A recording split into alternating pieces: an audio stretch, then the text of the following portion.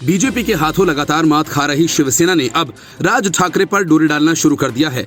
महाराष्ट्र की सियासत में राज ठाकरे और उद्धव ठाकरे के बीच की दीवार को पिघलाने का फैसला उद्धव ठाकरे ने किया ताकि राज ठाकरे शिवसेना के प्रति नरमी बरते। इस सिलसिले में उद्धव सरकार ने राज ठाकरे को 24 साल पुराने मामले में राज्य सरकार छूट देने का फैसला कर चुकी है।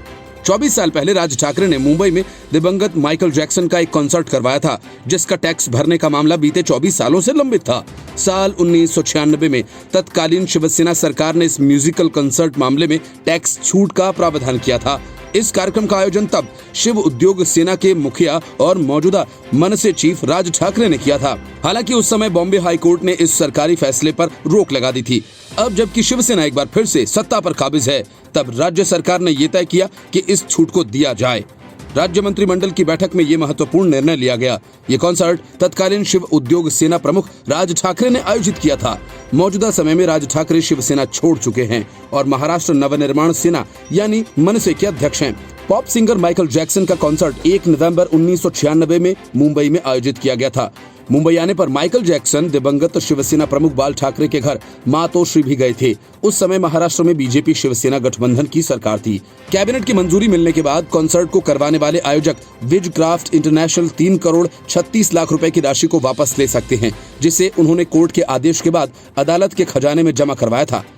इतने बड़े म्यूजिक स्टार के साथ उस समय ये राज ठाकरे के लिए भी पहला और सबसे बड़ा इवेंट था। जब ये आयोजन किया गया था तब इसका नाम क्लासिकल शो रखा गया था। तत्कालीन शिवसेना ने इस प्रोग्राम के लिए रेड कारपेट बिछवाया था और टैक्स में छूट देने की बात कही थी। शिवसेना ने तब कहा था कि इस कार्यक्रम से जो भी पैसा इकट्ठा होगा उसे शिव उद्योग सेना की तरफ से चैरिटी में इस्तेमाल किया जाएगा। उस वक्त विपक्षी दलों ने शिवसेना की जमकर खिंचाई की थी और कहा था कि पॉप म्यूजिक को बढ़ावा देने के इस प्रोग्राम से भारतीय संस्कृति का क्या लेना देना है। बाद में ये मामला अदालत की चौखट तक पहुंचा।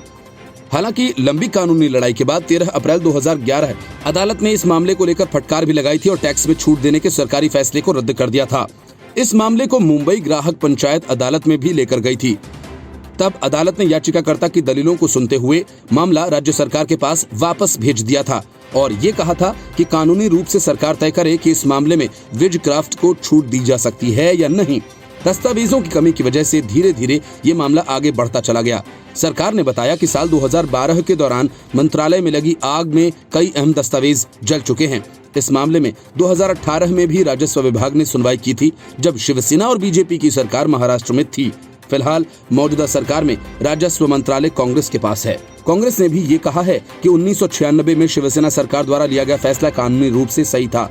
मामले को अदालत तक ले जाने वाली मुंबई ग्राहक पंचायत ने कहा कि मनोरंजन कर कानून 1923 के मुताबिक पॉप म्यूजिक को टैक्स में छूट नहीं दी जा सकती है।